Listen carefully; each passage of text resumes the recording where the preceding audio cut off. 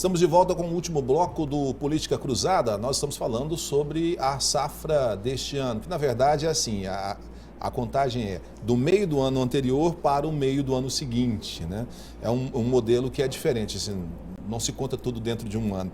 E a gente está falando sobre isso, hoje conversando com o Fábio Ribas, que é o superintendente regional do Banco do Brasil, e ele já deu uma aula para a gente no bloco anterior, né? Para quem não conhece do assunto, agora já é um doutorado na conversa. Fábio, no passado, hoje as fazendas todas elas são fazendas empresas, né? Tem um modelo rigoroso para seguir, para evitar que tome prejuízo, tem uma contabilidade muito acirrada, tem técnicos que fazem a orientação no setor de pecuária, no setor de agricultura, né? Enfim, é tudo muito profissionalizado. Mas nos anos 80, e aí eu me lembro bem da data, né? Eu era adolescente ainda, mas já lidava com isso, já tinha uma proximidade. Era comum, quando saía um financiamento, o produtor rural ir lá e comprar uma caminhonete nova com dinheiro e depois o que sobrava ele colocava na roça. E às vezes dava problema. Ainda existem casos assim, Fábio? Olha, é interessante sua pergunta, Rick. De fato existiu no passado, tá?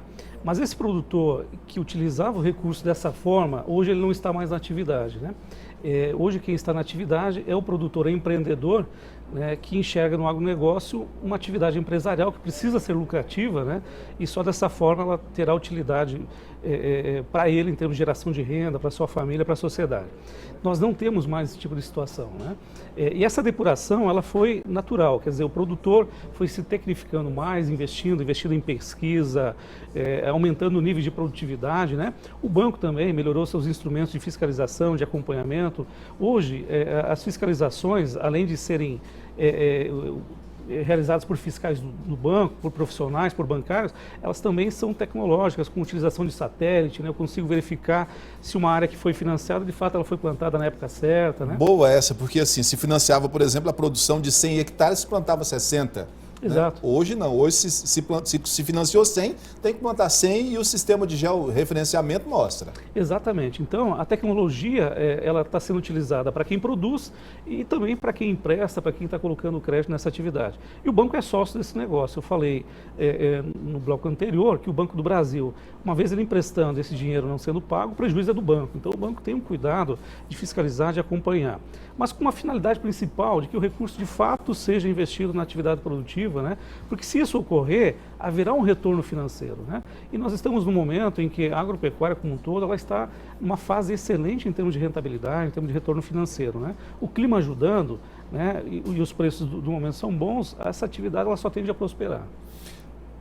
Como é que faz para um produtor, por exemplo, que fez um financiamento, ele fez a aplicação correta, acompanhou, mas ele teve um prejuízo e isso trouxe, lógico, um prejuízo também para o banco nesse sentido. Mas no ano seguinte ele precisa produzir. Ele pode ter acesso a um novo financiamento desde que haja essa combinação de resultados que você acabou de falar para a gente, que o banco também é parceiro nesse prejuízo? Então, toda atividade, seja ela uma atividade comercial, industrial, do agronegócio, ela está sujeita, né, aos seus percalços, né? O importante é que haja uma transparência, né, nesse sentido das partes, que o banco entenda o que de fato ocorreu, né, e compreendendo, e essas causas, né, da falta de capacidade de pagamento naquele momento sejam causas plausíveis, né, passíveis de você enquadrar nas normas, você faz uma composição, você faz uma renegociação e você habilita novamente esse produtor para que ele continue produzindo. Então, existem critérios para isso, existe uma forma de você não excluir o produtor do crédito agrícola, né? E esse é um cuidado muito grande que nós temos e aí envolve sim a consultoria, nós temos que ser consultores também, né? E nós temos agrônomos, o banco tem uma estrutura muito ampla para atender a atividade, né? Com existe assistência técnica privada que o produtor paga para fazer o seu projeto e acompanhamento, e o banco também tem um corpo técnico, né? Que acompanha essa atividade. Então existe uma orientação técnica, né, que permite com que as decisões elas sejam acompanhadas, elas sejam averiguadas, e nós sabemos como transcorreu aquele empreendimento. E conhecendo essa forma de gerir, nós temos condições de com o produtor avaliar, não, de fato, ele não conseguiu pagar por esses motivos são amparados nas normas, eu vou prorrogar, vou renegociar, e ele não vai ser excluído do crédito agrícola, né? Então, havendo esse nível de cumplicidade, realmente de parceria, essa relação, ela continua mesmo nos momentos ruins. Ele vai ter um pouco mais de dificuldade, porque ele vai ter que honrar o crédito anterior e o crédito atual que ele pegou. Perfeito. Existe essa questão que é a capacidade de pagamento, né? Então, e o produtor sabe disso, né? No passado, até você tocou nesse assunto, ele não tinha essa mentalidade, né? O produtor enxergava na prorrogação um bom negócio. Eu tomo dinheiro emprestado, se eu não conseguir pagar, eu vou prorrogar e aí eu vou fazer outras coisas. Hoje não, hoje o produtor, ele trabalha para que isso não aconteça. Então, quando ocorre, são casos pontuais, e de fato é um problema, porque ele deixou de ter renda, né? Então, por mais que o banco renegocie, é uma situação que afeta, assim, a atividade, né? Porque tira a renda, uma renda que estava prevista acontecer e que não aconteceu, não se confirmou. E isso, por si só, já é um problema, né? É uma dificuldade.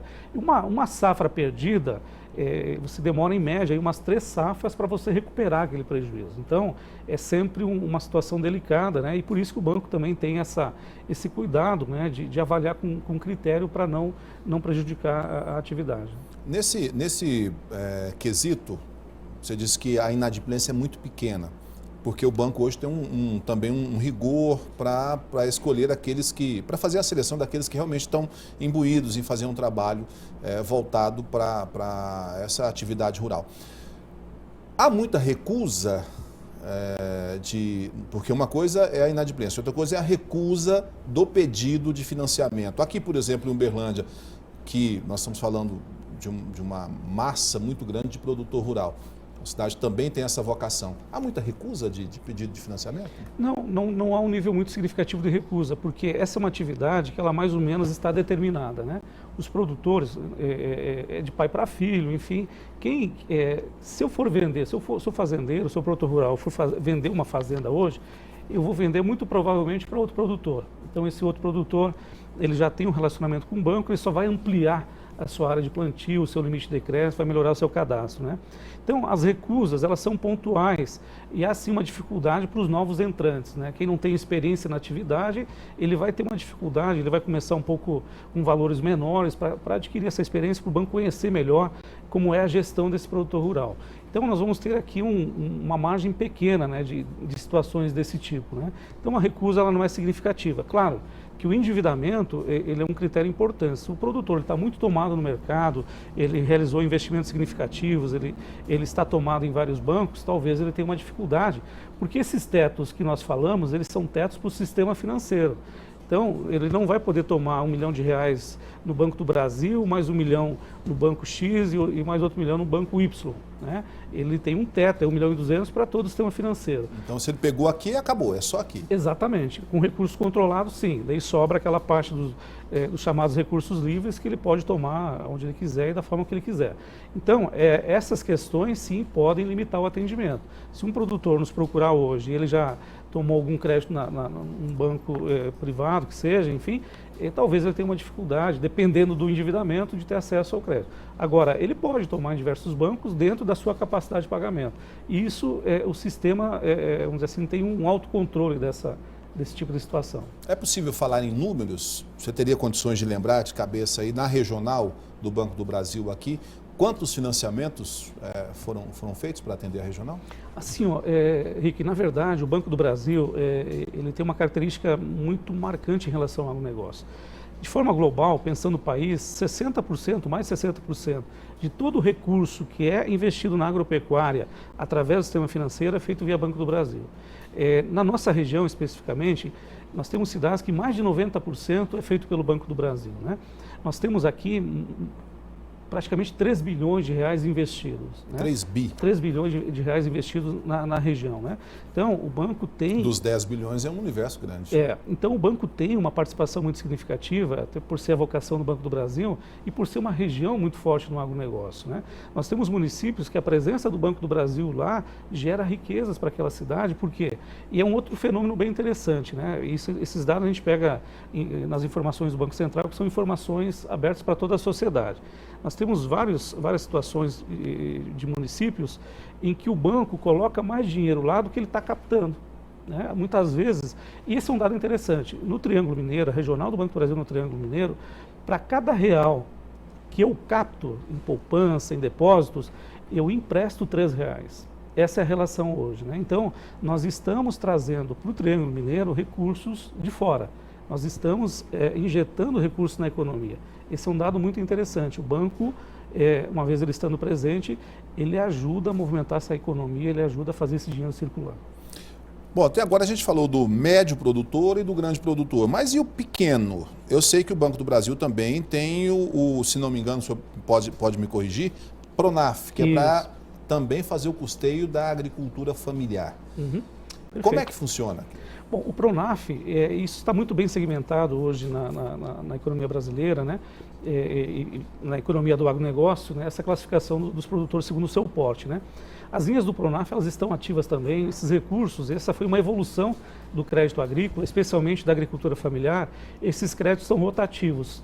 Então, o produtor, ele toma o crédito para essa safra e já tem assegurado o crédito da próxima safra, né? Na medida que ele pague o crédito da safra anterior, na sequência ele já tem acesso ao recurso da nova safra que ele vai plantar. É até mais fácil a tramitação. Muito mais fácil. Já vamos dizer assim, é um processo já previsto, ele consegue se programar, ele já sabe que ele vai ter acesso àquele recurso para realizar a atividade produtiva dele. Então, no caso do Pronaf, da agricultura familiar, esse processo é automático mesmo, é previsível. E esses valores para a agricultura familiar, quais são e quais são as condições de pagamento para esse pequeno produtor, essa agricultura familiar?